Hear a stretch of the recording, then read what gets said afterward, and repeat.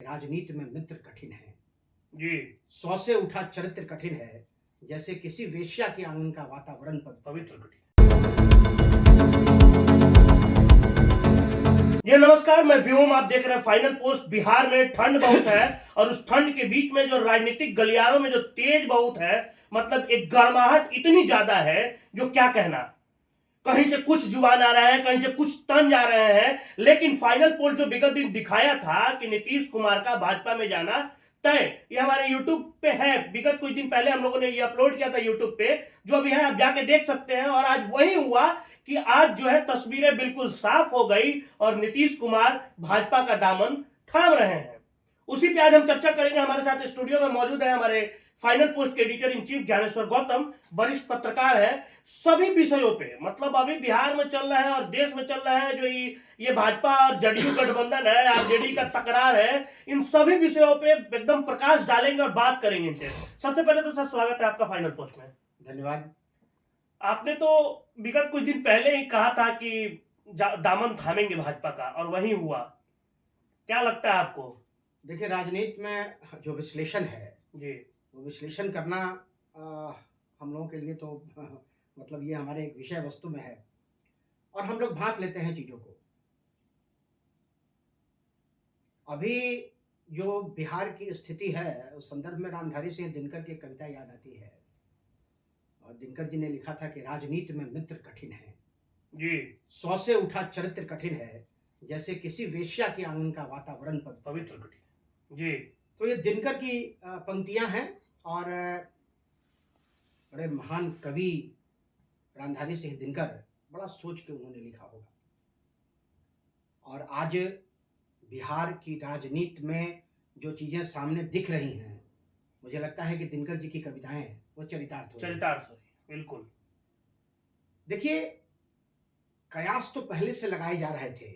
दरअसल लालू जी की एकमात्र मंशा ये थी कि वो किसी भी तरीके से अपने पुत्र को मुख्यमंत्री बनाए और इसके लिए लालू जी ही मुख्य सूत्रधार थे जो इंडिया गठबंधन बना जी, और नीतीश जी के साथ उनकी एक डील तय हुई कि नीतीश जी को संयोजक बना के और वो उनको प्रधानमंत्री कैंडिडेट बना देंगे।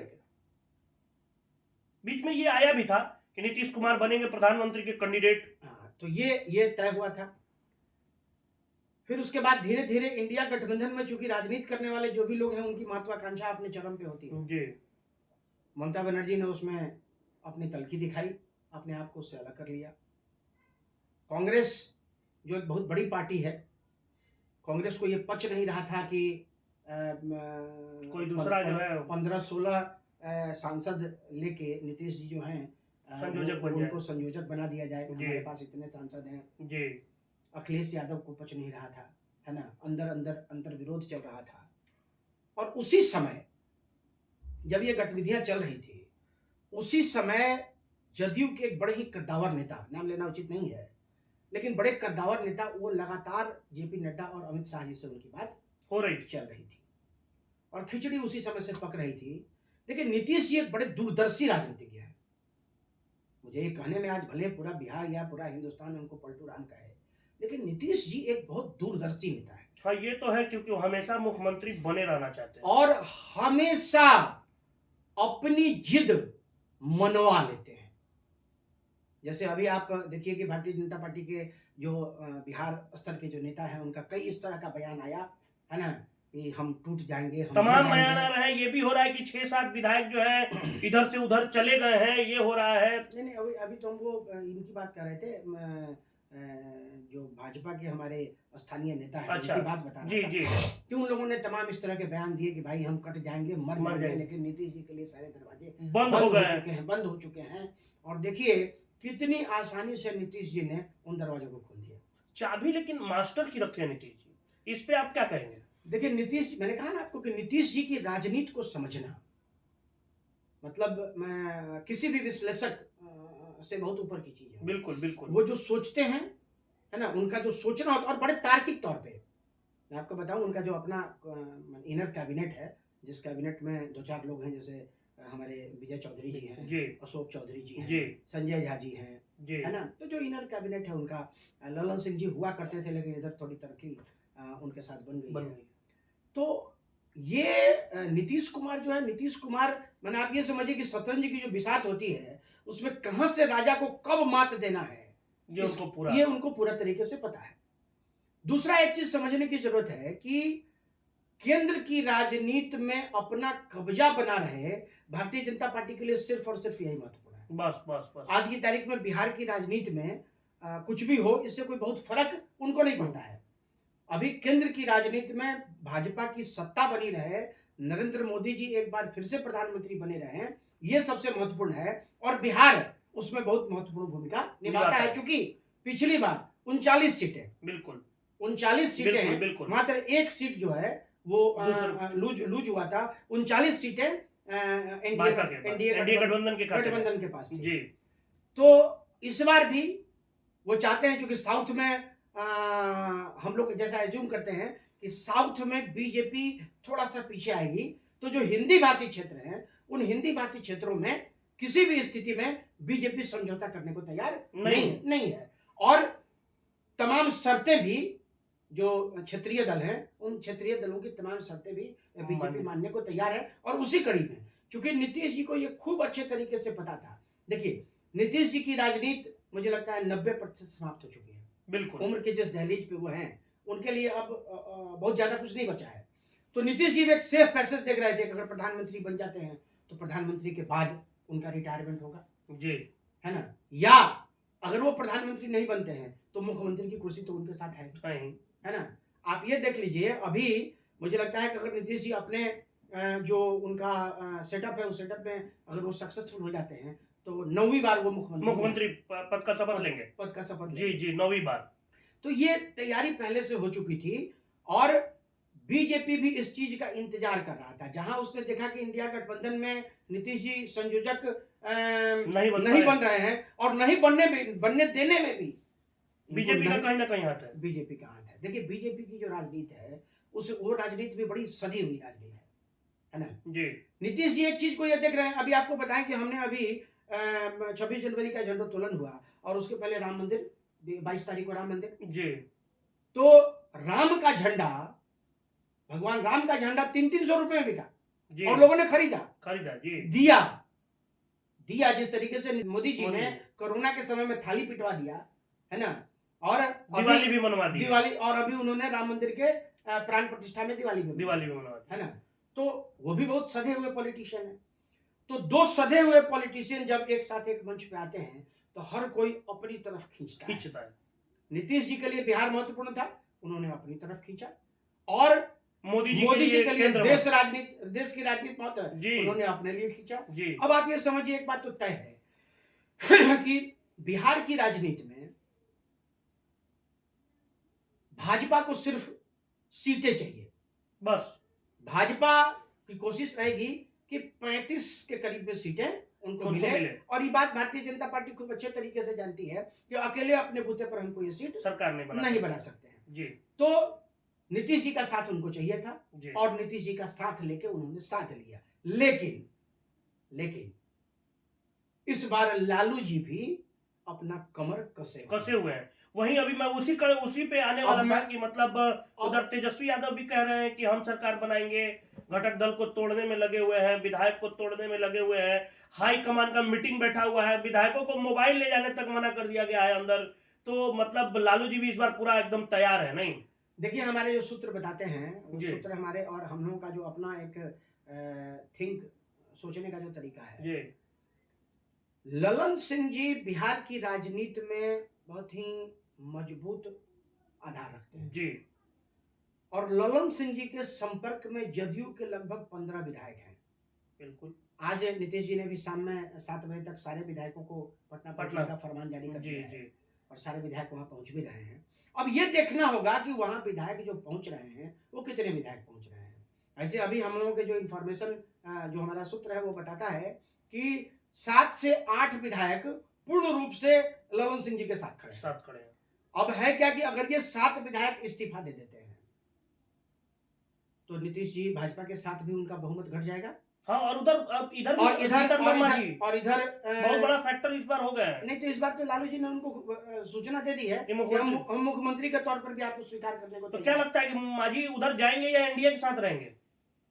देखिए आप मधु कोड़ा की बात समझ लीजिए, एक अकेला विधायक लेके वो आदमी झारखंड का मुख्यमंत्री हो सकता है। बिल्कुल जी तो जीतन राम मांझी को अगर अपॉर्चुनिटी मिलेगी, जी है ना, जी। और अगर नीतीश जी अपॉर्चुनिस्ट हैं तो हर पॉलिटिशियन अपॉर्चुनिस्ट होता है, तो बिल्कुल। मुझे नहीं लगता है कि जीतन राम मांझी को कोई ऐतराज होगा। तब तो फिर नीतीश कुमार को भारी पड़ जाएगा, 7 उधर और 4 इधर, 11 चले जाएंगे, तो फिर उसके बाद तो एनडीए के साथ रह के भी सरकार बनाने का दावा करना थोड़ा मुश्किल होगा। विधानसभा भंग हो जाएगी। अच्छा, मतलब ये भी एक खेल मतलब आगे कोई समझिए। खेल चालू है। ये खेल समझिए, नीतीश जी, मैंने कहा ना आपको कि नीतीश जी की राजनीति को समझना बड़ा मुश्किल है। नीतीश जी को ये बात खूब अच्छे तरीके से पता है कि अगर ललन सिंह ने हमारे विधायकों को तोड़ा, जी है ना, तो वैसी स्थिति में चूंकि केंद्र का सरकार का समर्थन मिल रहा है, हाँ, है ना, वो राज्यपाल को विधानसभा भंग करने का दे देंगे नोटिफिकेशन दे देंगे, जी और गवर्नर जो है क्योंकि वो तो भाजपा के हैं, मोहर लगा देंगे। लोकसभा के साथ राज्यसभा का भी चुनाव, राज्य नहीं, विधानसभा का चुनाव, विधानसभा का चुनाव हो जाएगा, और राम की लहर, जिस लहर से प्रभावित होकर नीतीश जी ने ये तय किया कि ये सही समय है, चाबी ताला में जो चाबी लगाई ताला है, में जो खोल चाबी लीजिए। लगाना है उसको खोलने का ये सही समय है जी ना।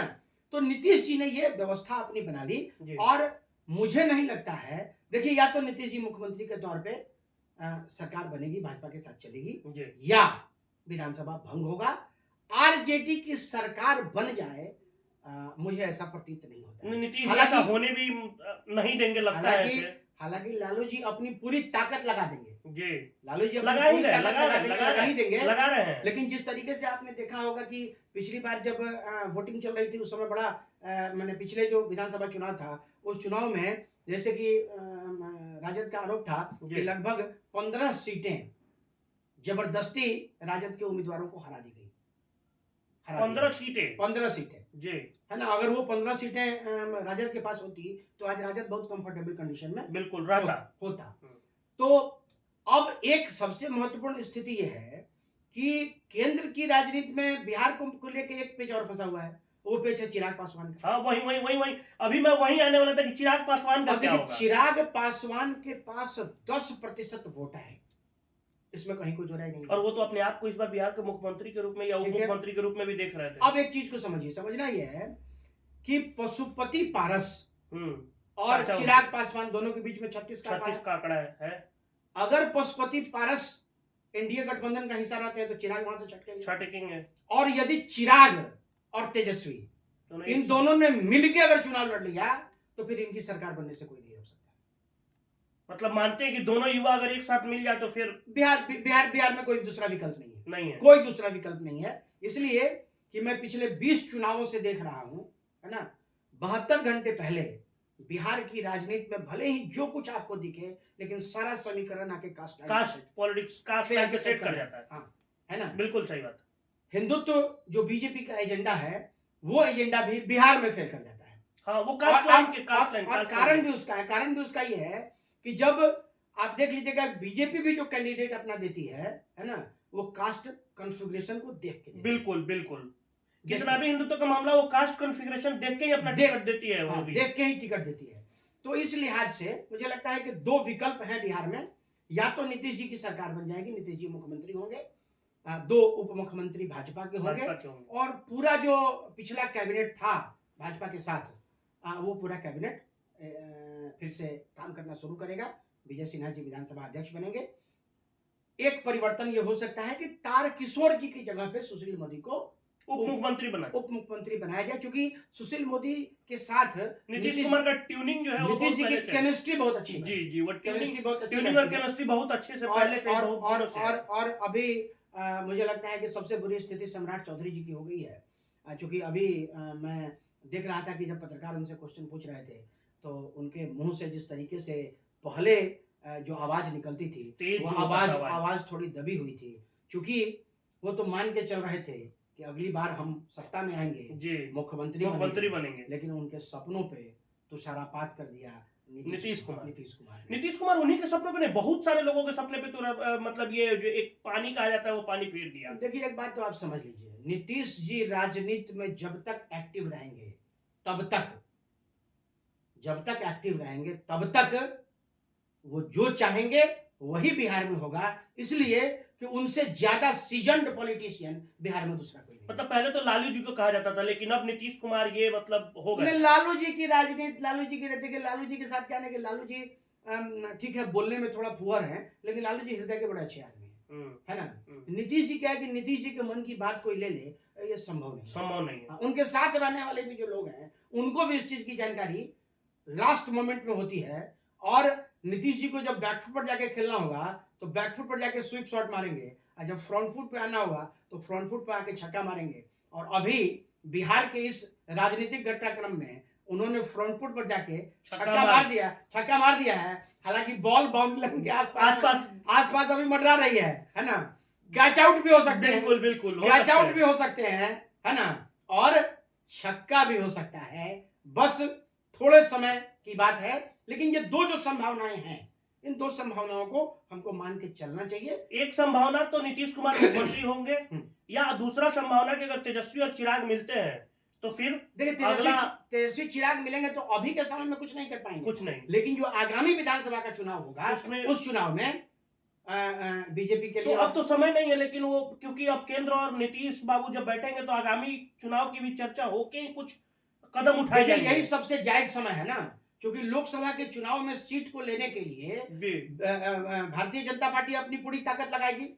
अभी राम राज्य की स्थापना हुई भाजपा की नजरों में जी, भगवान राम की प्राण प्रतिष्ठा हुई, और जिस तरीके से धूमधाम से इसको मनाया गया और पूरे हिंदुस्तान में जो राम लहर बिल्कुल दिखी, है ना, तो नीतीश जी ने ये समझ लिया कि आज की तारीख में अगर बीजेपी के साथ मिलकर हम चुनाव लड़ लेते हैं तो हमारी नैया भी पार हो जाएगी, और अभी 1 साल का सत्र बचा हुआ है, आने वाले 5 वर्षों तक फिर से शासन अपने हाथ में रहेगा। तो फिर वही समझिए, मैंने कहा ना आपको, नीतीश जी की राजनीति को समझना। नीतीश जी बहुत सीजन्ड पॉलिटिशियन है, और देखिए अपॉर्चुनिस्ट हर कोई होता है।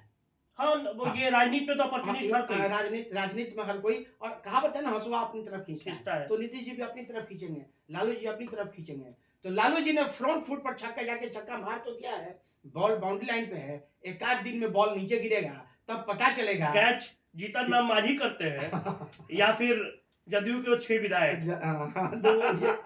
यही दोनों, मतलब ये फील्डिंग में तो यही दो लोग हैं जो कैच कर रहे हैं। लेकिन ये मान के चलिए कि नीतीश जी जो चाहेंगे वही होगा, दूसरा कोई विकल्प नहीं। देखिए, तो बहुत बहुत धन्यवाद आपका।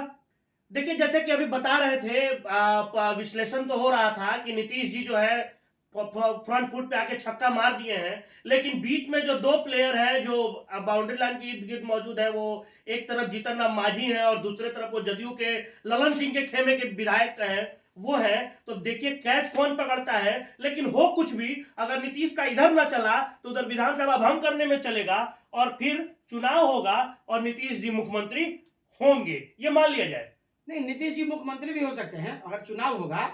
दूसरा एक बात और भी हो सकता है कि बीजेपी एक फॉर्मूला देगी, बीजेपी का मुख्यमंत्री हो जाए, 2 इनके उप मुख्यमंत्री हों, और नीतीश जी कैबिनेट में कोई बड़ा मंत्रिमंडल पद लेके केंद्र की राजनीति करें। अच्छा, ये भी संभव है, इसकी भी संभावना है, लेकिन ये विधानसभा चुनाव के। अच्छा, ऐसा नहीं हो सकता कि चिराग पासवान को केंद्र की किसी एक मतलब मंत्रिमंडल में जिस तरह नीतीश जी को शामिल करना उस तरह कर दिया जाए और चिराग पासवान भी केंद्र में जाके अपना खुश हो जाए और इधर बिहार की राजनीति जो चल रही है वो चलते रहे। ये सारी चीजें अभी अमित शाह जी कंट्रोल कर रहे हैं, और मुझे लगता है कि वो भी राजनीति के बहुत ही सधे हुए खिलाड़ी हैं, बड़े चाणक्य हैं, और मुझे लगता है कि चिराग पासवान और पशुपतिनाथ पारस के बीच में जो डिफरेंसेस हैं, हो सकता है कि उसको वो पाट दें, और अगर नहीं पाट पाए तो चिराग के लिए तेजस्वी के साथ जाने के अलावा कोई दूसरा विकल्प नहीं।